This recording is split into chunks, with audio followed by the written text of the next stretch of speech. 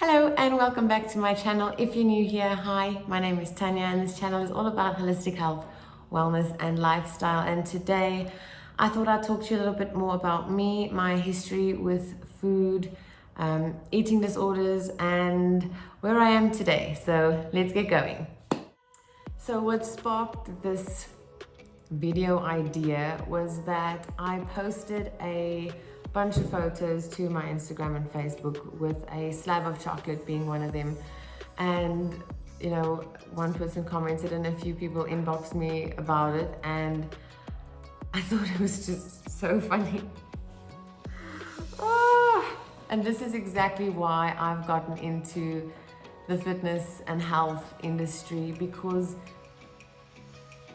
for a very long time, I believed that the only way to lose fat, to build muscle, and to be healthy was to cut out everything, to demonize everything. You can't eat anything except fruit, vegetables, meat, there you go. No sauces, no nothing, because everything's got added everything and it's not good for you and you're just gonna gain weight and be fat and unhappy forever. Guys, it has taken me a very long time to get to the point where I am now, where I am comfortable with having some chocolate, where I'm comfortable with enjoying celebrations, going out with my husband, without freaking out about what we're going to eat, and just enjoying the moment.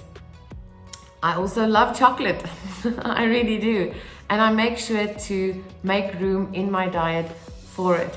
So I'm just gonna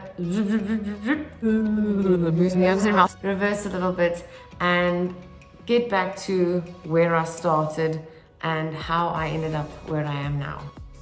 So this probably started around primary school, actually, where kids were already calling me fat, mocking me, bullying me really about my weight. And I mean, I wasn't fat, but I was quite a chubby little kid. I mean, for goodness sake, I was like 10, 11, 12 years old, and that all sparked a really bad relationship with my body and with food. I never really enjoyed doing sports. I was always into movies, always into drawing, singing, things creative. And I remember being forced to do the sports days because they were compulsory. Everyone in the school needed to do them, and kids would laugh at me and mock me, and I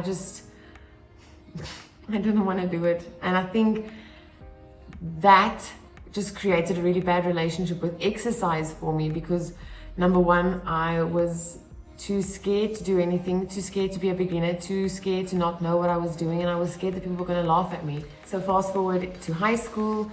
I think this was really early high school. I'm talking grade 8, grade 9. I developed an eating disorder where I was throwing up. So I would eat normally, sometimes even eat a little bit more and then go throw up. That went on for, I don't know, a really long time. I lost a lot of weight.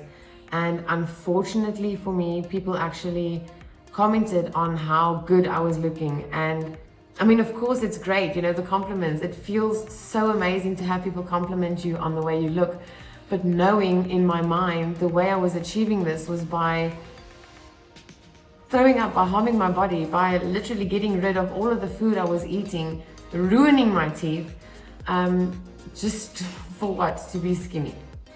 So fast forward again a couple of years, and I started working. I tried keto and I absolutely loved it. Keto was freaking awesome. My husband and I did it together, and I think we did it straight. No cheating, no nothing, to the book. I mean, I was tracking our meals, everything, for about 3 months. And at that point, my husband said, he really misses having Spur. So we went to Spur and we figured, since we're going to Spur, we might just as well enjoy the trip out and go big or go home. We went big, and y'all, we paid for it so hard. I remember just my tummy hurt so bad. Both of us had insane like heart palpitations, the bloating, like it was crazy. I started shaking. It was absolutely the scariest things, one of the scariest things I've ever experienced in my life. And that was just because we had eaten something that wasn't keto, albeit in excess. So right then and there, I decided that keto wasn't the way for me to go either, because if I was going to live a life where I couldn't just spur of the moment head out to go eat some dinner at a restaurant with my friends without having to figure out what keto options were, or that I wasn't going to be able to have just regular normal ice cream or chocolate for the rest of my life, and this wasn't a lifestyle that I wanted to live.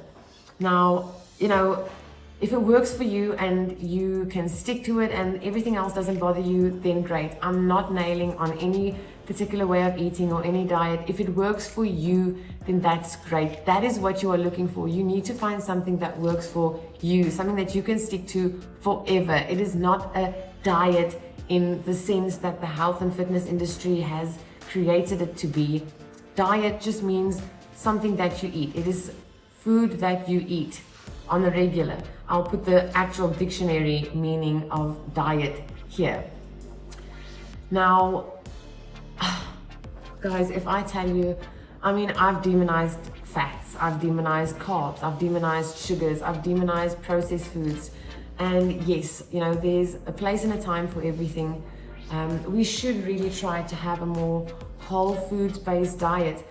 But I then once again moved into like the orthorexia space, where if it wasn't minimally processed, organic, you know, if it wasn't healthy, it was off limits. And that created a serious restrict and binge pattern. So I would go on these crazy restrictions, you know, cut out everything, no sugar, no carbs, no this, no this, no that, no that, and stick with it for maybe a week or 2 or 3 or even a month, or even 8 weeks. And then once that period of time was over, I would like overindulge so badly, and I would be, oh my gosh, you guys, I mean, I think honestly easily I'd be able to eat 10,000 calories in a sitting.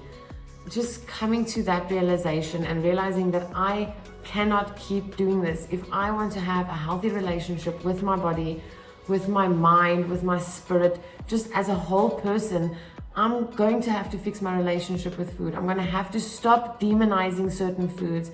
I'm going to have to stop putting things in an off-limits category, because that is when I lose my mind.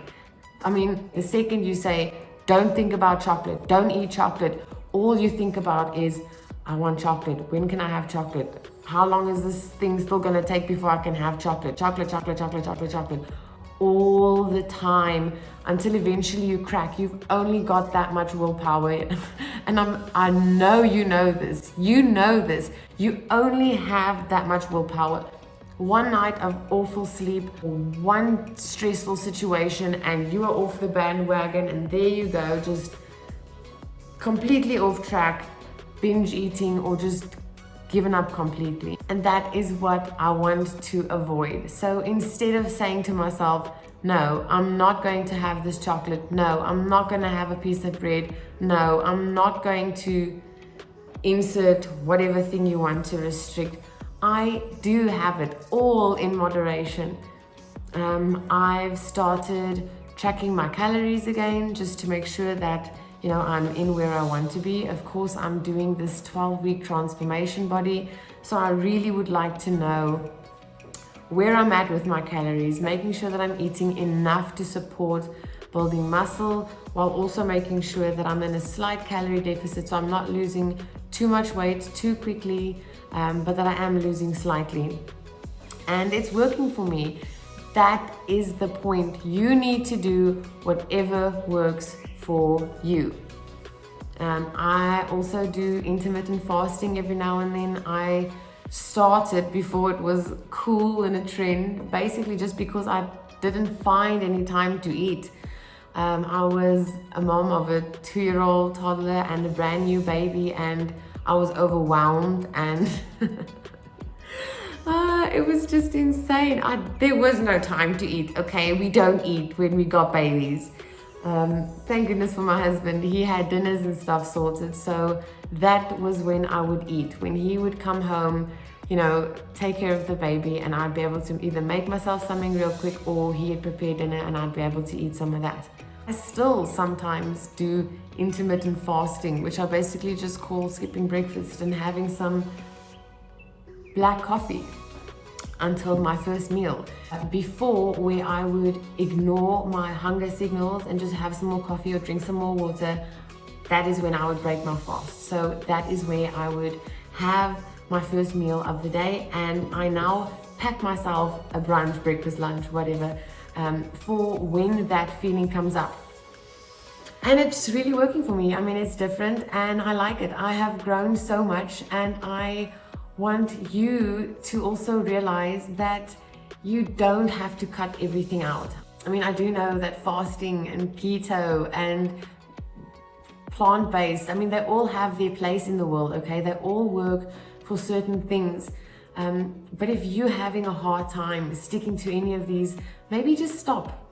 Just stop for a while. Stop trying to fit the square peg into a round hole and just scratch it all and start from the beginning. Start by just figuring out the amount of calories you need to eat. I will link that at the top here so you can go have a look at one of my videos. I did show you how to work that out. Have a look at that, start there, and then start tracking. And just eat normally. I'd say for the first 2 weeks or so, just eat normally and just track so you know where you are with your calories, and then make the necessary adjustments. You can still have your chocolate and enjoy it too. Just make sure that you remain within your caloric budget and have fun, you guys. I mean, unless you're training for a bodybuilding competition, or you're a serious athlete, or you have serious goals of wanting to, you know, get your body in tip-top shape, there's really no need for you to be so insanely strict with your diet that it makes you want to give up or feel miserable most of the time. So there you go, there you have it. I hope that explains a little bit more about me, about what I want to achieve with my coaching. If you are somebody that doesn't want to restrict, who wants to learn how to enjoy foods, all foods in moderation, you guys can pop me a message. I'm on Facebook, Instagram, YouTube. Just pop me a message and I will be happy to work with you and get you to your goals and improve that relationship you have with food as well as with your body. So that's enough for me, enough mumbling. I hope you guys have a fantastic day. Thank you so much for watching. If you like this video, please do give it a thumbs up. If you think that it can help someone, please do remember to share it, and I will see you next time. Bye. Why am I stumbling over my words? Let's go.